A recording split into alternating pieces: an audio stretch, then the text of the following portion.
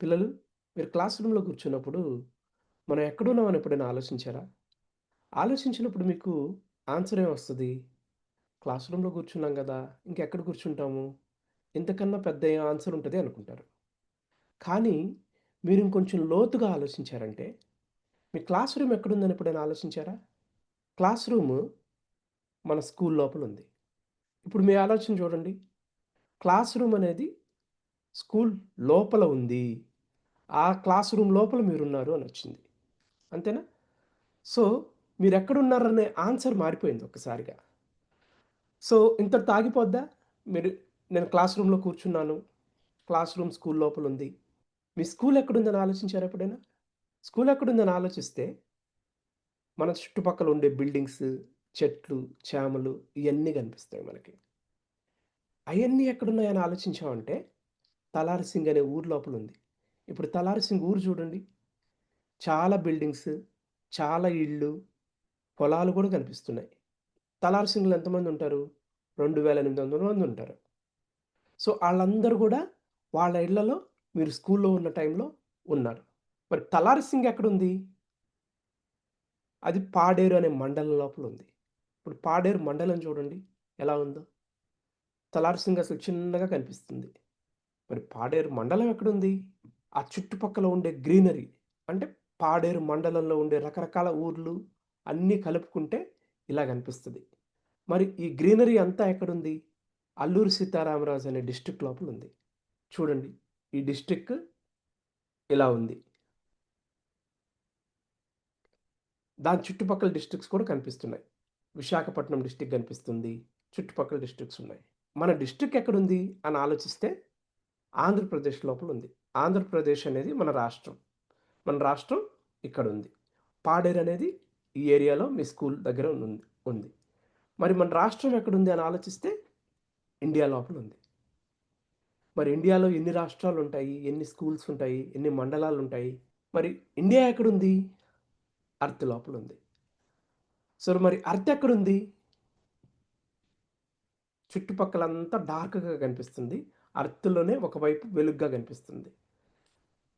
మరి ఎర్త్‌లో మనం ఒక్కళమే ఉన్నామా? రకరకాల దేశాలున్నాయి. యునైటెడ్ స్టేట్స్ ఉంది, పాకిస్తాన్ ఉంది, నెదర్లాండ్స్ ఉంది, ఫ్రాన్స్ ఉంది, జర్మనీ ఉంది. రకరకాల కంట్రీస్ ఉన్నాయి. అన్ని కంట్రీస్ కూడా ఈ ఎర్త్‌లోనే ఉన్నాయి. మరి ఈ ఎర్త్ అంతా ఆలోచిస్తే మరి ఎక్కడుందన్నది ఆలోచించారా? ఈసారి మన జర్నీ స్కూల్ నుంచి కాకుండా, మన క్లాస్ రూమ్ నుంచి కాకుండా, వేరే దేశంలో వేరే చోట నుంచి మొదలెడదాం. ఈసారి ఫ్రాన్స్ నుంచి మొదలెడదాం. ఫ్రాన్స్ లోపల ఒక ల్యాబొరేటరీ ఉంది. ఆ ల్యాబొరేటరీ నుంచి మనం మొదలెట్టినప్పుడు, ఆ బిల్డింగ్ పక్కన ఒక ట్రక్ ఎళ్తూ ఉంది. ఆ ట్రక్ పక్కన చిన్న చిన్న పార్క్స్ ఉన్నాయి. ఆ పార్క్స్‌తో పాటు ఒక రోడ్డుంది. ఆ రోడ్‌లో వెహికల్స్ ఎళ్తూ ఉన్నాయి.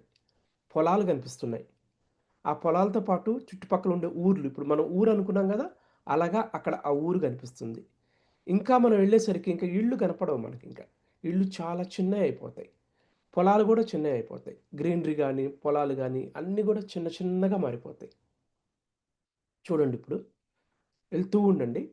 ఎలా కనిపిస్తుందో చూడండి. ఇది ఫ్రాన్స్ లోపల ఉన్న ఒక ప్రదేశం. ఎంత చిన్నగా కనిపిస్తుంది జూడండి.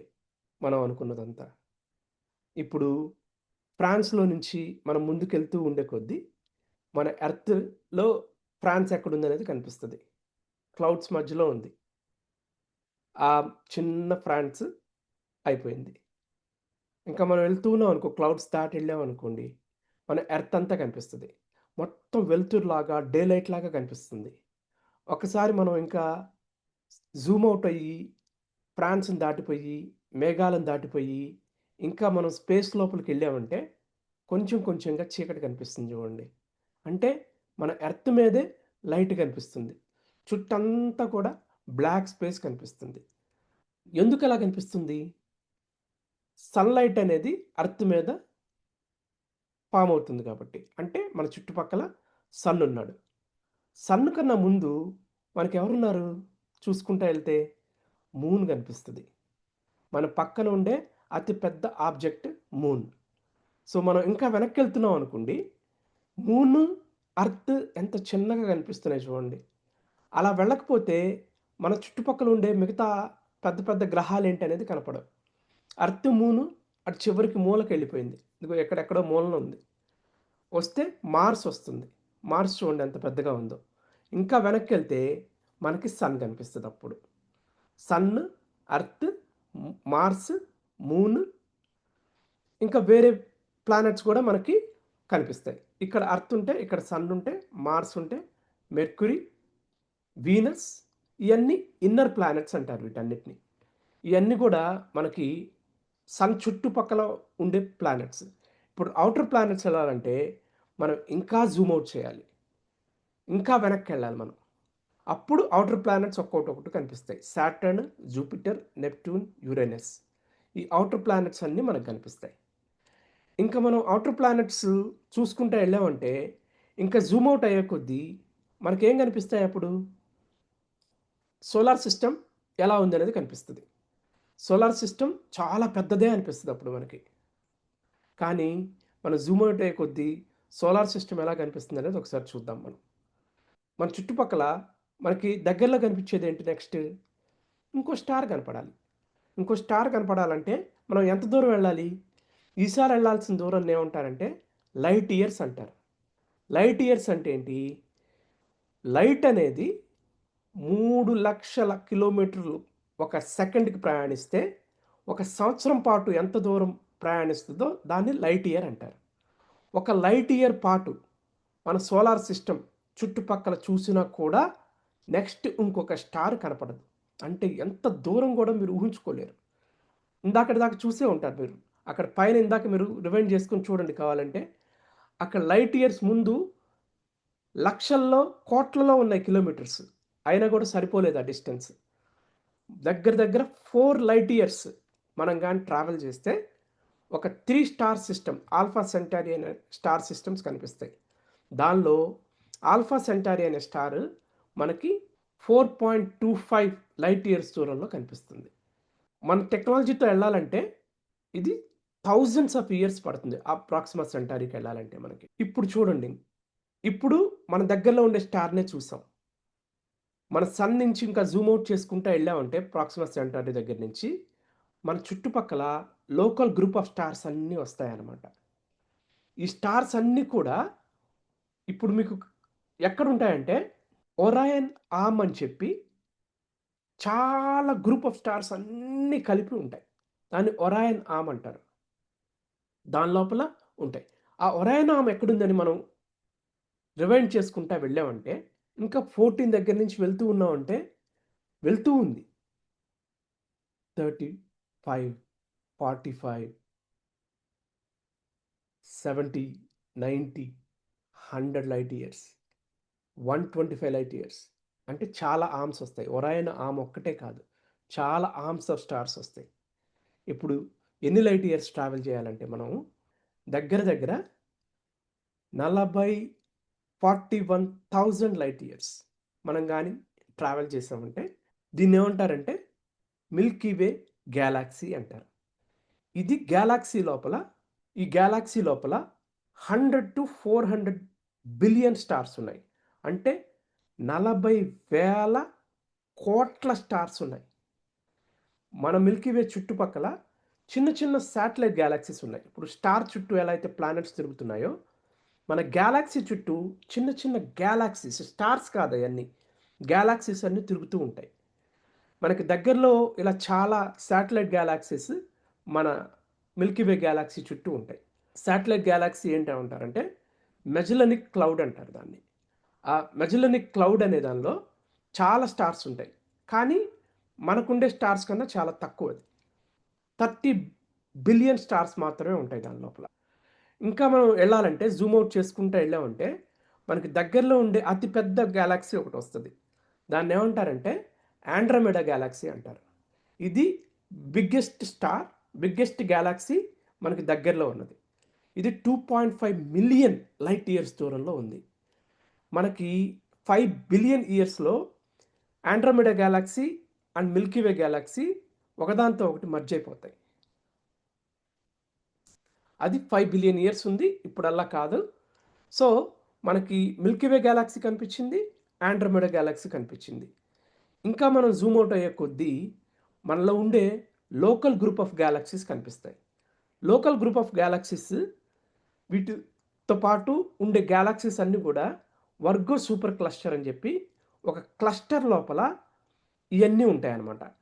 ఈ వర్గో క్లస్టర్ దగ్గర గ్రేట్ అట్రాక్టర్ అని ఒకటి ఉంది. అదేంటనేది మనకు కరెక్ట్‌గా తెలీదు స్ట్రక్చర్.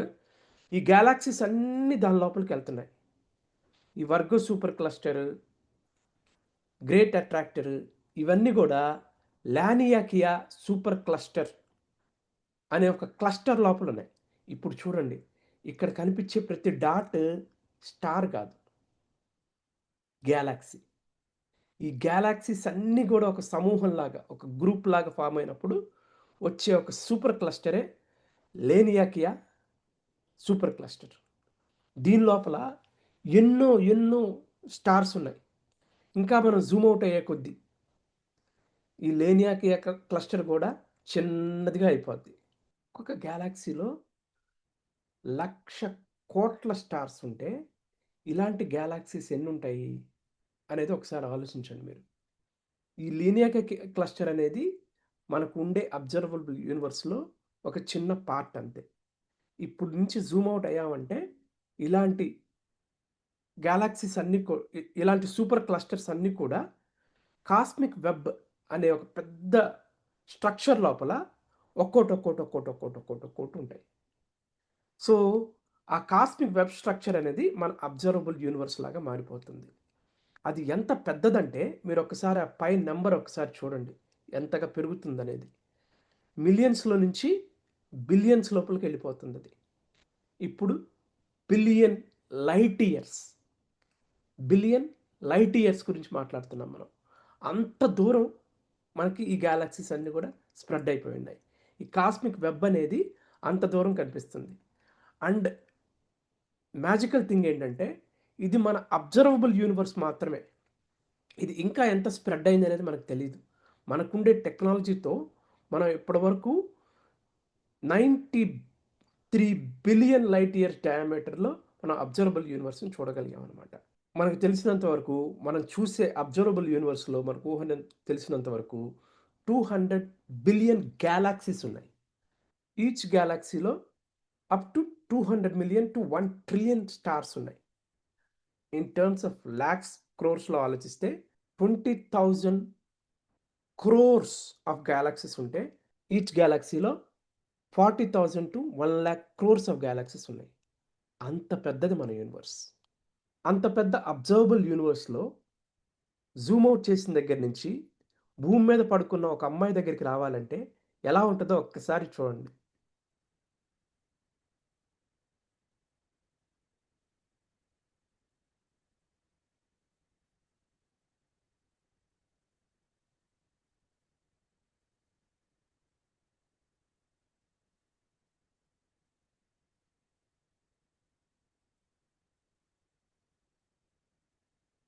మీ కళ్ళు చెదిరిపోయి ఉంటాయి ఇయన్నీ చూడాలంటే. కానీ ఈచ్ స్కేల్, ఈచ్ లేయర్ అంత డీప్‌గా, అంత పెద్దదిగా ఉంది మన యూనివర్స్. అంత పెద్ద యూనివర్స్‌లో మనం ఉన్నాం.